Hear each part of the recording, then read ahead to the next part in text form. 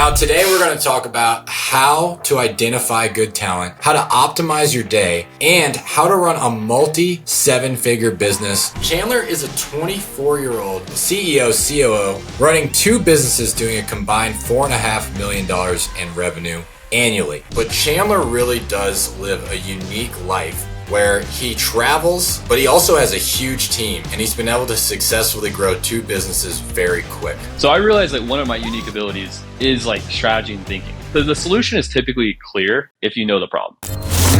Welcome to the Zeroed In Podcast. I'm your host, John Lallande, a seasoned real estate investment expert and former Marine recon sniper. This podcast is designed for those seeking effective strategies to increase revenue growth through strategic hiring, leadership, and effective tracking.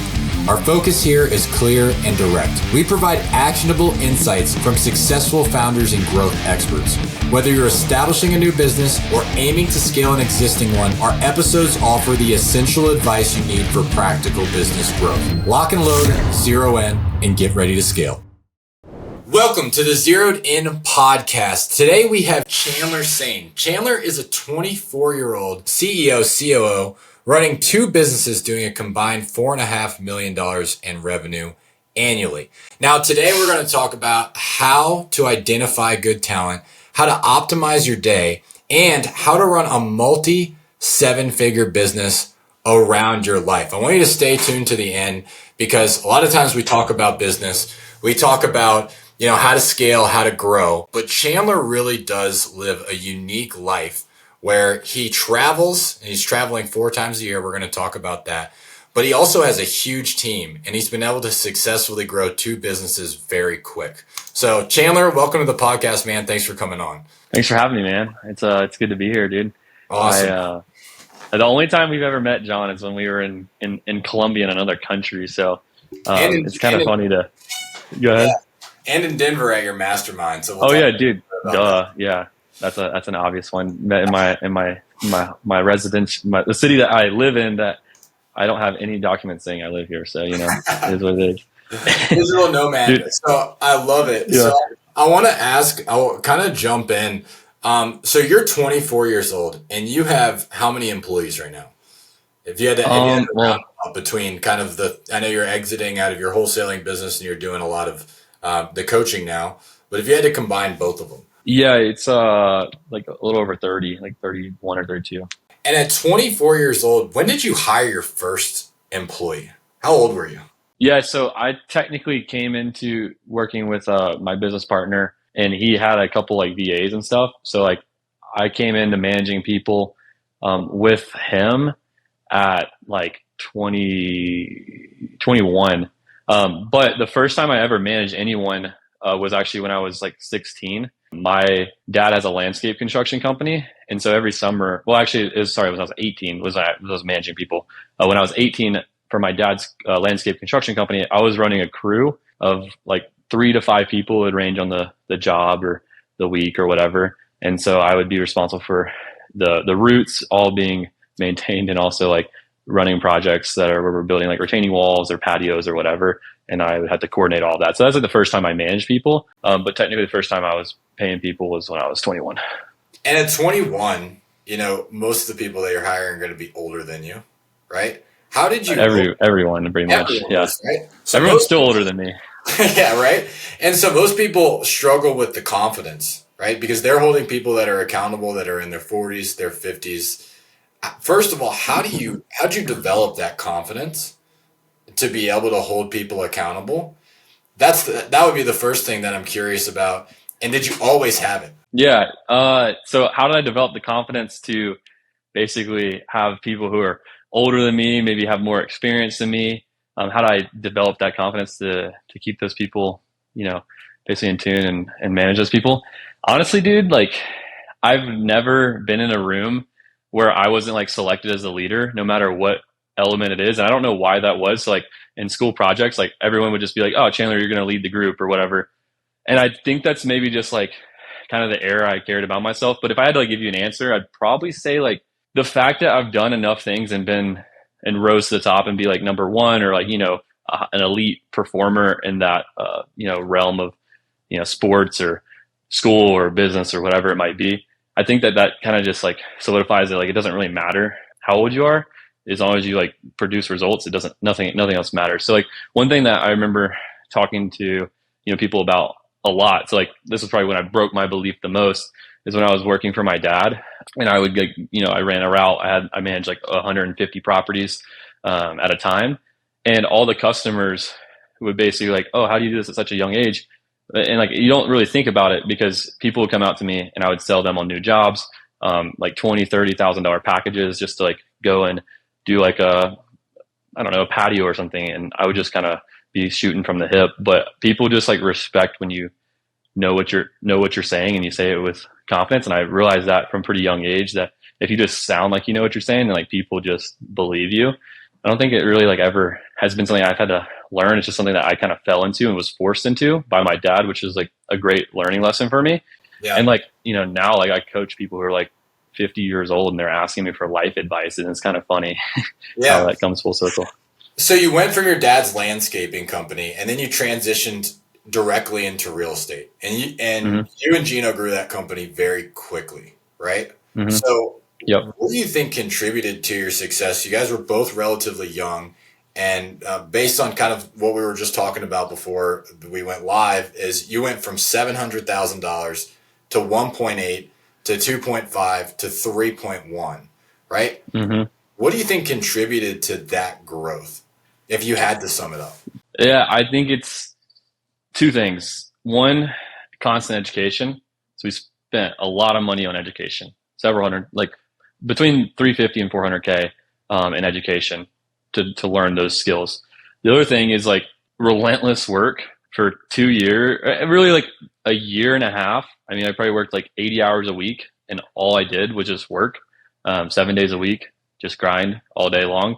And when you do that for long enough, you collapse a lot of time. And if you pay for education and people to tell you what to do, and then you just go and do it a bunch, you screw up a lot really fast, and you're not an idiot. It's like, I'm not like a genius, but I'm not an idiot. Then you learn from your mistakes and you just get better really quickly. So the mixture of having good goals, and I think having the right goals for what you want in that time of life, and then being able to put the work in to actually get there, and having people tell you how to do it along the way, was the most critical thing that we could have done. Because otherwise, like, anytime you do something for the first time, it's almost impossible.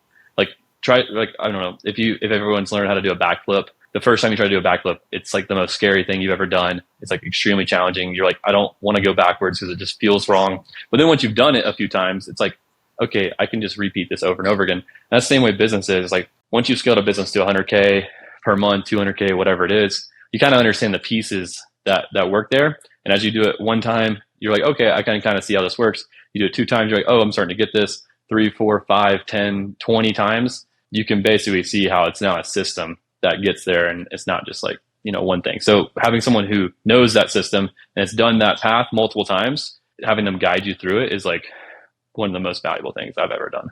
And I think a lot of people, they want the huge success, and they might see people like you that are traveling the world. You've got 30 employees underneath you, and they probably think it comes easy to you, right? They think, oh, well, that guy just came easy to him. And everybody wants the upside, but not a lot of people are willing to put in that 80 hours for 2 years before they pop their head up and start to kind of smell the roses and enjoy what they've built, right? So when you were going through that extreme growth, there had to be some bad months in there, right? There had to be some volatility where you guys didn't know that you were going to make it. Correct me if I'm wrong, but has that ever happened to you? We honestly, things were really good when we went, because it was 2021, 2022. Market was really good, but we made some mistakes in there that like did kind of screw us up it set us back months. So like, if we were doing everything and we were really hands-on, like honestly, like things were fairly stable just because we were so like dialed and like sharp on everything. And we set up a really good team at that point for that level of business. But the biggest turning point where we made our first like huge mistake that cost us like multiple hundreds of thousands of dollars was we hired a sales director. So this was like when we were doing about like 200 to 250 at the end of 2022 per month. And we hired our best sales guy to become the sales manager. You hear it all the time, don't do it. I can attest that most of the time there's select circumstances that it does work out. But if you hire your best sales guy to become the sales manager, you're going to lose a lot of sales. And so what happened for us was we actually realized that he wasn't a great sales manager. And our closing rate cut in half. And if you have 50% margins, your profit goes away. So that happened for 3 months. And then we did that twice. So that was really fucking stupid. So 6 months, we basically had a stretch where we were just breaking even and working really hard. And so that was probably like the first biggest mistake we made, where you learn it from a very expensive standpoint. So, that was that. I'd say that puts the belief in your head where you're like, am I good enough to select the right people to do the job? Did I hire the right team? Did I build the right team? Have I put the right systems in place, the right processes, and all that kind of stuff?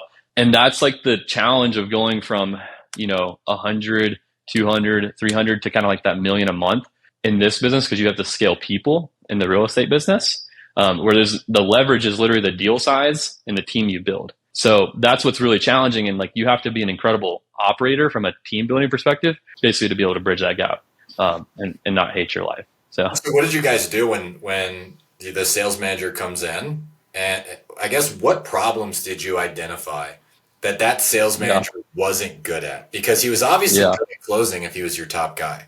But the dude was great. He was closing 10 deals. He literally closed 10 deals in 1 month by himself. Closed deals. The difference between a good sales rep and a good sales manager? What skills are different that you're looking for in a sales manager that a sales rep might not have? The biggest thing, it's literally one thing. And it's what Tony Robbins says all the time.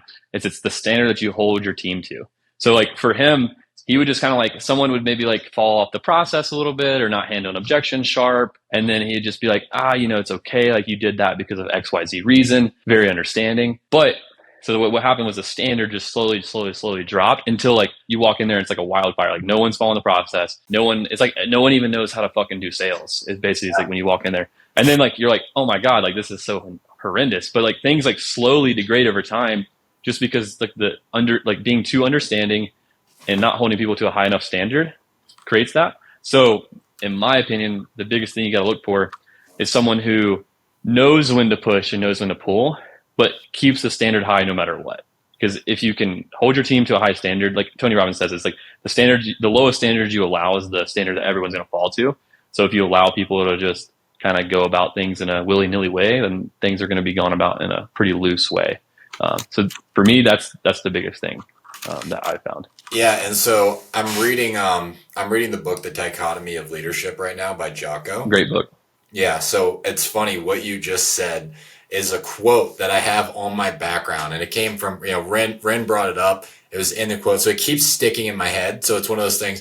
Put it on the background of my computer. And when it comes to performance standards, it's not what you preach, it's what you tolerate. And for the longest time, I've always had performance standards in my business. I've always had KPIs and metrics that you need to hit. But if people weren't hitting them, I just go, why aren't you hitting them? Let's dive into it. Hey, let's look at this again next week. Okay, you're still not hitting them. What's the problem? But when it comes to performance standards, it's not what you preach, it's what you tolerate. And so I was on a coaching call talking about, hey, my standard is this. Well, is everyone hitting it on your team? Well, no one, only 25% of the team's hitting it. Well, then that's not your standard. That's what you want, right? And so I love what you're saying is a lot of people say they have these standards. These are the standards. But if you've got people on your team that aren't hitting them and you're not putting them through performance improvement plans and ways to get them off the team if they're not, then that's not your real standard. So that's really, really good. And it's so when you had that, right, you've identified that was the problem. What was your next step? Did you just go, okay, this guy's no good, and you bring somebody else on? Did you have the old sales manager come back? How did you manage? Walk me through that. So this is like another thing that I inherently knew, like as far as a frame. Like I had this gut feeling that I was like, there's no way the team that we built that got us to $1.8 million per year, 2 million, whatever you want to call it. There's no way this team is going to be good enough to like. There's no way we did it first try. That's what I basically said. Yeah. First real business, first try, first team. I was like, there's no way we're fucking that good. Okay. And so I knew that in my head, but I didn't like trust my gut. So what I tried to do is we tried to save and train and like teach and like wait and be patient and like be like, oh, we can teach this. We can train this person to be good enough at the job. But in reality, that's kind of a fool's errand. It's like dating a girl and trying to change. She's like, oh, if this one thing was perfect, she'd be amazing. And then like trying to like date her and like change that. And that's just a fool's errand. I think we've all been there and done that before. Yep. So that's like what I try to do, when in reality is to just hired someone who had experience. So basically being extremely talented in what we did, we basically demoted him down to like just a closer again. And then we promoted him 3 months later and thought it would change, and then it didn't. And then so that clearly was dumb. But then after that, like basically Gino stepped back in as a sales manager and ran it for a little while until we actually were able to find someone who had basically his own wholesale business, wholesaled in the past, like 30 deals in a year. He wanted to be a part of a team, and he came in and started taking over the team and runs it now. So that's what we did to turn it around and become smarter and wiser. But in the moment, you don't really realize that until you actually screw it up. And that's what these expensive learning lessons are more valuable than anything you could ever have. So, and it takes a lot of humility and kind of putting your ego aside to go, okay, we're not that good, because most people will just say every decision that I make is the best decision possible. And that's how businesses end up really suffering, and why you've been able to grow, because you've thought, okay, are we really that good? And you've tested that. So you've got these sales managers promoted from within. Did you have something to add on that? Yeah, I was going to say, like, I think one other thing too is if your gut you got to trust your gut. Cause like for me, like looking back on that situation, I could have, before any of it unfolded, if you were to ask me today, like, do you think this team's good enough? Like, gun to my head, I would have answered no. That would have been my answer. But like, I wasn't really like man enough to admit it in the moment. And like, if I was really smart and like, well, if I was wiser and know what I know now, in that moment, what I would have done is not tried to scale and spend more money and do all this other stuff. And I would have just built the team, the foundation stronger. And like, yeah, sure, margins would have gone to be less, but your team gets better. So like in the end, they would come back and then you can scale. So basically what I would do again is just build the team to where I'm like, okay, is this team good enough to scale to the next level? And I answer yes. Then like, that's when I would have spent more money and put on the gas, versus like, like, like gun to the head, like, is this team actually good? No, they're not good enough. Okay, well, don't be a dummy and spend more money and try to do more deals with a broken foundation. And that's what happens, I see it happen. I mean, it happens at all levels, but you don't know what you don't know until you see it. So I just want to put that in there. It's like, if you feel like your team just isn't good enough, they're probably, if you feel like you got to train your team, like there's a good book. It's called Buy Back Your Time by Dan Martell. And he talks about transactional leadership and transformational leadership. And like in that moment when we were like doing like around 200K a month, when we were like basically the end of the year where we did 1.8, we were 100% transactional leaders. Like all my day was like exactly how he defines it was exactly what I was doing. Like I literally would have meetings all day helping each director fucking push their projects forward. And which is completely like in the moment, I was like, oh dude, I'm doing like so much work. I'm working through 6 people, blah, blah, blah, 7 people. But then like 11, 12, 13 people stack up. And you're like, oh, I can't do anything. Now I can't do my own work. I don't have any time. And it was just a disaster. So you got to like be able to make that shift to where it's outcome based. And it's like, hey, just figure out how to get here. Like, I'll be here to coach you through it, instead of like, let me just like help you drive this forward. So once you pull that lever, right? And once you say, okay, I need a new level of talent. What are you looking for in director level employees? When you're looking through resumes, when you're interviewing, what are you looking for, and what questions are you asking to be able to bring out the attributes that you're looking for? Yeah, good question. So the biggest thing is I'm asking, I like to give people, throw it out on the table, be like, hey, last 90 days, here's where we're at. Here's our problems. Here's where we're trying to go. What do you think we should do? And then I want them to give me something that's really good. And then I'm going to try to break their plan apart and see how they hold up to it. Like, well, what happens if this happens? And then see how they respond to that. And I'm looking for very specific things that they think they would do based on the context. Obviously, they're not going to have all the context, but are they asking me the right questions to like, what I perceive as the right questions for information that they need? Are they coming up with a plan that actually like would solve that problem? And do I think it would solve it? Do I think it would be very beneficial to the team? And all of what's one part of it. The other thing I'm asking them for is, what's your past experience in a managerial, in a director leadership or type role at companies? So like specifically, like what happened when you joined the company?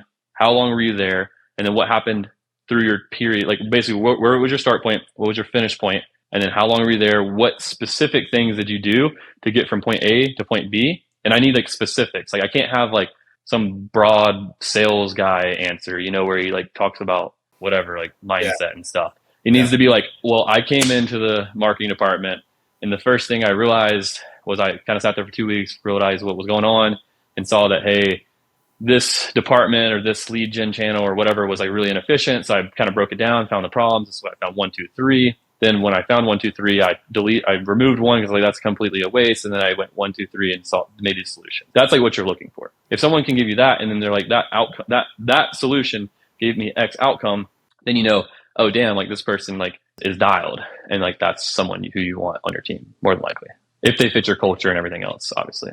And so when do you know that you're ready for that director level employee, that somebody that's going to come on your team and take that ownership instead of just be, I guess like what you've said in the past where you've got directors or someone running a department. Mm-hmm. When do you know you're ready to bring on somebody that's going to take over a department? And because you could do what you did in the past, and I've certainly had the exact same thing that you're talking about. Yeah. Where you've brought in the wrong person and everything crumbles from that.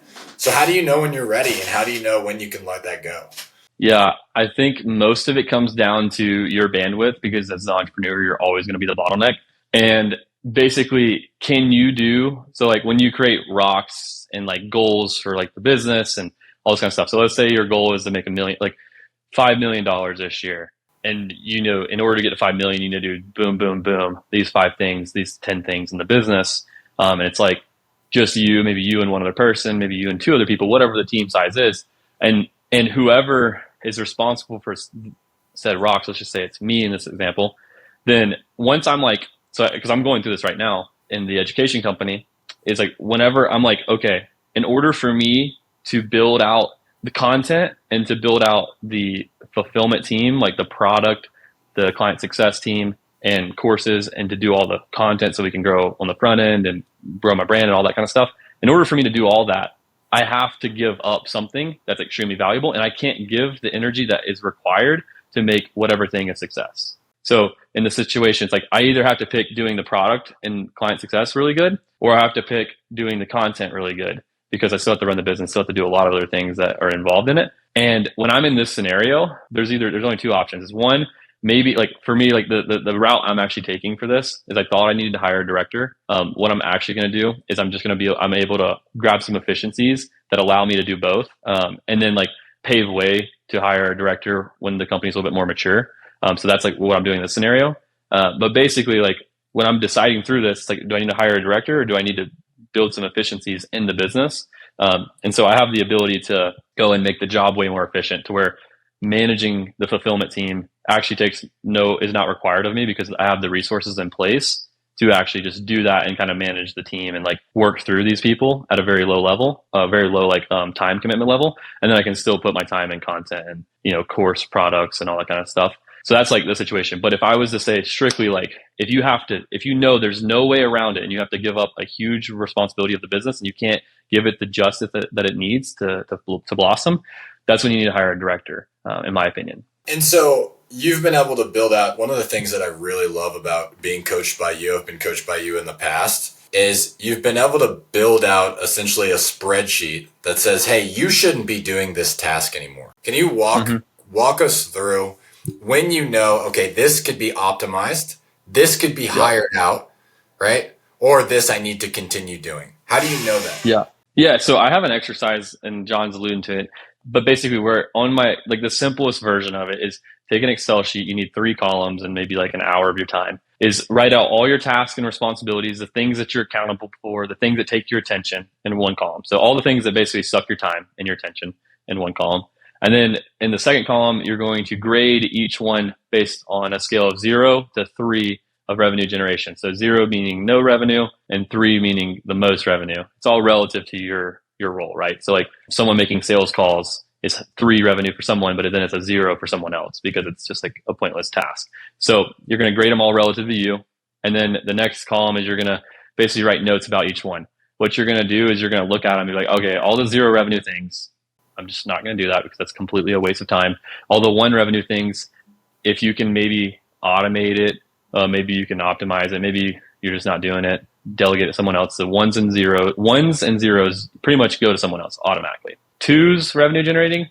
Can we make it take less time? Does it take less, like very little amount of time? Those I can tolerate. And then 3 revenue generators, you want to double down on it and figure out how you can basically do more of it. And that's kind of how you hone what you're doing in your time. And you really want to match these, not only like how revenue generating is it, but you want to match it with your strengths and your unique abilities. So, for me, like I'm not like the best sales guy in the world. I don't love sales. It doesn't fire me up. I like talking to people and like teaching people. That's my favorite thing to do, is coaching people and like helping them get results. So I'm not going to like center my time around like a sales team. I'm going to center my time around how can I sit in my unique ability that's going to provide the most, that's going to have the most leverage for me doing the task and provide the most value for the company. And that's how I'm basically taking what I do and choosing what I delegate based on my strengths and what is not revenue generating at all. And now your calendar, I know one of the things that was impressive to me is you like to keep a lot of white space on your calendar to be able to think, to be able to problem solve. So as the CEO of, you've been the COO of a company doing 3.5, now you've got another one doing over $1 million a year. Mm-hmm. What does your calendar look like now? And why are you choosing to spend so much time going on vacations? I shouldn't say going on vacations, but traveling. Like you've grinded for those 2 years, right? 2-3 years, and you've built these huge businesses. What shifted now to where you're leaving more time for yourself? Yeah. So I realized that one of my unique abilities is like strategy and thinking. I'm usually able to just like, what the question I ask myself every day is just like, what's the problem in the business that's keeping us, the biggest problem in the business, keeping us from making more money? I ask myself that literally like probably 3 or 4 times a day, just as I'm walking around. Or is that just a thought that comes into your head naturally? So I'm actually writing it down as of 2 days ago, because that's one of my things is to plan my day. And that's just a thought that goes through my head every morning. Yeah. So I'm putting it down on paper now. But in general, like I just think about it. And so like, since I spend so much time thinking about it and like, not just like thinking about, like ask myself the question and like, oh, what's the biggest problem? Oh, lead gen. And then like kind of move on. It's like, I just sit there and bake on it. So like I go and run like an hour most days. So like for an hour, I'll just go deep in thought about that issue, or when I'm driving or when I'm skiing or whatever. And so like I try to spend as much time on the problem, because the solution is typically clear if you know the problem. Like solution creation is not too crazy if you have the right problem. But I think the issue that most business owners have, which keeps them stuck and growing slowly, is they focus on the wrong things. So if because like the theory of constraints is this idea, it's technically a theory, so it's a law, I guess, that there's only one thing holding you back at any given point in time. And then once you solve that and release it, then your business will elevate and go to the next level. So if your problem is your closing rate, let's say in a business, and it's 10%, well, if you try to fix lead gen, you're just going to waste money and time and resources and never solve your actual true issue, because your bottleneck and your constraint, the thing that's not letting any more money come out, is closing rate. So until you fix closing rate and face the true issue, then you're never going to grow. So that's what I focus all my time on, is like that problem and then that solution, and then like getting the team basically working on that. So the reason like I set my calendar up, it used to be super busy, but I'm looking at my calendar right now. Monday, I have 1 call, which is just our weekly business review. Tuesday, I have 2 calls. I have an accountability group call with some of my friends, and then we do like a weekly accountability thing. And then I have like my weekly coaching call, 1 in the morning, 1 in the afternoon. Wednesday, I have 2 calls. And then Thursday, I have no calls. And then Friday, I have 1 call. And that's it. So like I literally am in 2 hours of calls max per day. The rest is all just time for me to do deep work, or time for me to think, or do whatever is required for the business to grow. So on Thursdays, like it's my content day. So that's the day I film all my content. So usually like today we're on a podcast on a Thursday. It's literally the day that I just only film. So that's all I'm doing is filming. So it's technically not an empty day, but it is if I need it. So that's like how I set my day up, just because I need that white space in order to solve the right problem and to push the business forward. Like okay, this is a completely different topic, but like I have my planning sheet here. And so like I go through on my notepad every day and like write out my to-dos, my goals, and the things that I'm thinking about that morning. And spending 30 minutes on this makes you incredibly more productive, because you actually have intention going on in a day. Because most of the time, like the things that actually drive the business forward are only like 2 to 3, maybe max 4 hours of tasks per day. And so if you just figure out how can I just like if you limit yourself to working less, then you're going to work more effectively. So for me, like my goal this year is to take 45 weekdays off, to travel 4 2-week trips per year, and to do 1 3-week trip. I'm going 1 3-week trip to Vietnam where I'm going to try to take 3 weeks in a row off. And that's like my goal is basically like built around how do I get the business to a point by the second week of March that I can leave and go to Europe or go to South America or wherever I'm going for 2 weeks and take 4 days off on that trip. How can I get the business to the point in May where I can go and take 3 weeks off on the other side of the world? And so when you're thinking about that as like my goal, then you're going to do things a lot differently today. Because the other principle too that I'm thinking about too a lot is I think it's not Pareto's principle. It's the one that basically says if you give yourself X amount of time to do something, then it'll take you X amount of time to do it. So I'm just trying to I'm just trying to make there be more constraints on the way that I live my life that will force me to build my business a different way. So that's like at a nutshell, kind of like how I like to structure my day and like structure my life. So basically, if you build your business out and you say, hey, my goal is just to increase revenue, right? You keep it broad like that. My goal is just to increase revenue, and that's the only thing I'm focused on.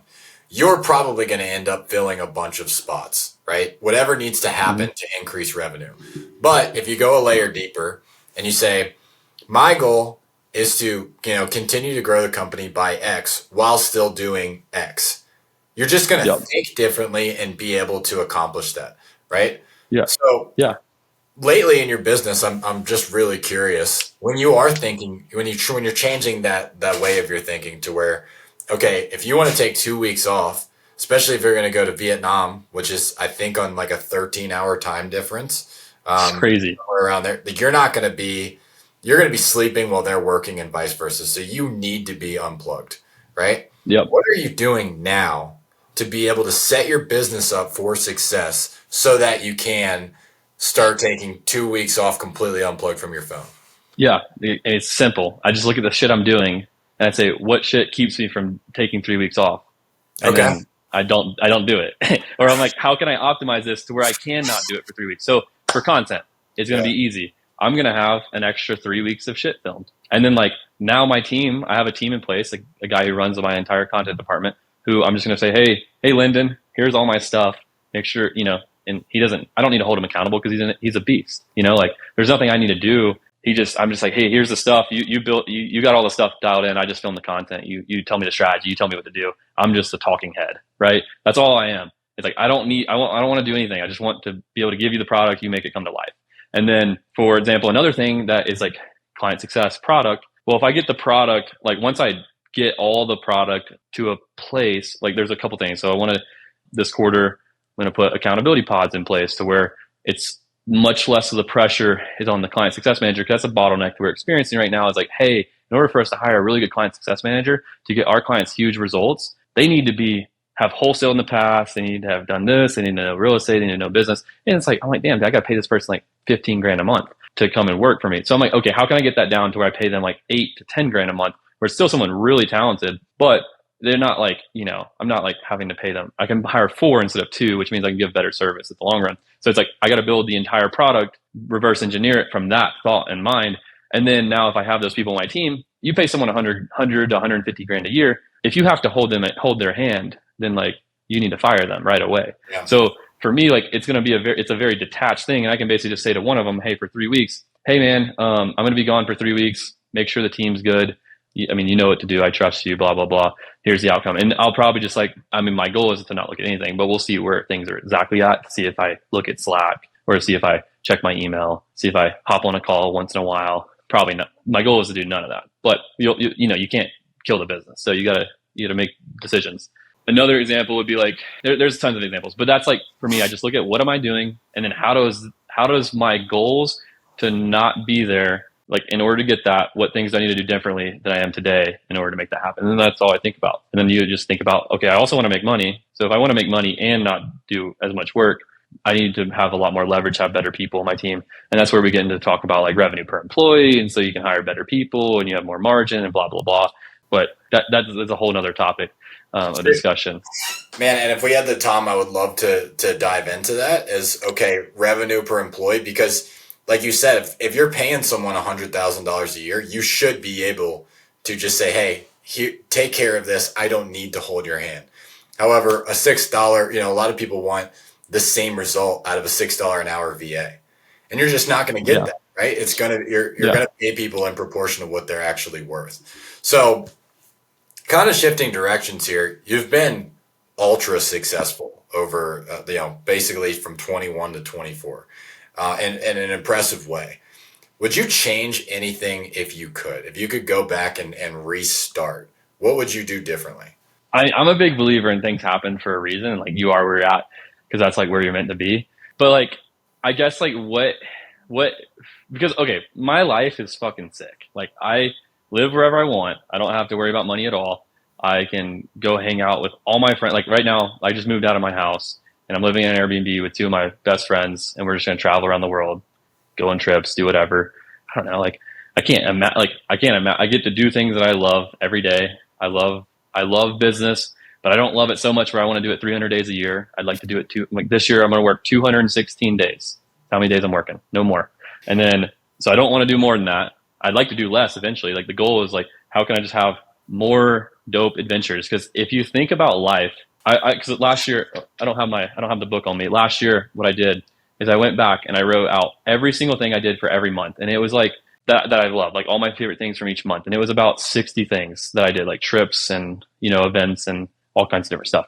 And my favorite 3 trips that I had, this was from 2022, that I had were these like really remote, like crazy adventures. And I like realized like, damn, like the things that I love about life, like I could have no money and like, I would not care. Because if I had no money, the life I would live, I would just like walk around in the woods and backpack and, go to hostels and like live for a couple bucks and like try to like, maybe like work for a month so I could live for 6 months and do that over and over again. So like now I just have the luxury of like, I do have money. So, and I do enjoy it. I love working. It's great, but I also love traveling. And that's the best experiences. So I'm trying to optimize for the most experiences I can possibly have in my life. So like, I don't know. I wouldn't change anything. If anything, because I feel like you do need that. Like if you want to kind of set yourself up to where you have a lifestyle business, you do need to stack skills. So I think there is a grind period that you have to commit to, but I think that you have to be aware of when that needs to stop, because most people just get stuck in the rat race forever. And then they have $1 billion, they want 10 billion, and you ask them why they want 10 billion. They say, I don't know what else I would do in my life. And then, I don't know. I don't think that's great. And then people also go to the far end of the spectrum. So like one of my friends, who's like one of my best friends, hasn't worked in 2 years. And he was like, I want to be financially independent. And then he got that, and he hasn't worked in 2 years. And like, he's like, this side of the spectrum isn't right either. Like there's a reason people work, and like there's a happy medium to where it's like work, play, have experiences, have relationships, all that kind of stuff. And if you can do the same, have great experiences with great people, then you're going to live like the most happy life ever, in my opinion.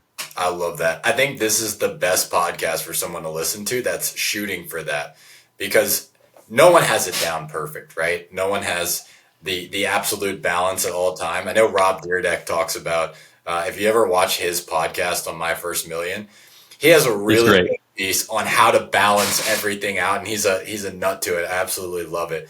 But what you just said is awesome, and I love that you also bring up there is a grind phase, right?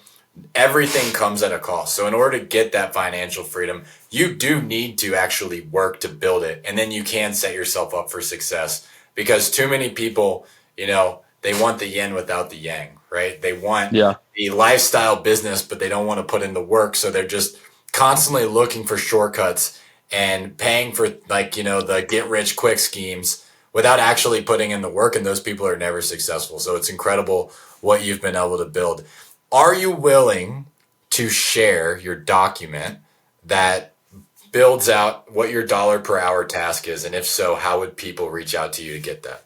Yeah, dude. I give you a link to like an instruction document on how to do it and everything. And you can either put it in the description, or you guys could DM me and just say the word daily optimizer on Instagram. My Instagram's Chandler Saine, just Chandler Saine. A unique name. I even have Chandler Saine at Gmail. So like, feel free to blow my email up, even though I don't look at it. I have like 10,000 unread emails. But yeah, just you can put it. I'll have a Google Doc. You can put it in the description, or you can DM me the word daily optimizer. And if people want to learn how to build that lifestyle business like you've built now, build a wholesale business up to $3.5 million a year, and a coaching business over $1 million in a pretty short time too. Where can they learn more about you? How do they find out kind of how to develop those skills? Yeah, so just Instagram, YouTube, Those are the main two places I post. YouTube, what's Chandler Saine. Chandler Saine. Just Chandler Saine. Just search Chandler Saine on either one. You're going to find me. And that's literally it. It's that easy. I also if you want to talk to me in a more one-on-one way, message me on Instagram. We have a private Discord community that it's free, like a free private Discord community. There's 200 people in there, something like that we're going to slowly build up over this quarter. But I'm just interacting with people in a one-on-one way there. So if you guys want to actually talk to me and not, join our program or something like that, then that's the best way to do it. Awesome. Dude, this has been fun. I think that I know I got a lot of value. I'm sure everyone else did. I'm going to drop your Instagram and your YouTube channel in the show description. You guys check it out. The stuff that Chandler is putting out for free would blow your mind because it's better than most of the stuff that people are putting out paid. So Chandler, thanks for having us on, man. And I'll talk to you soon. For sure, brother. Appreciate y'all.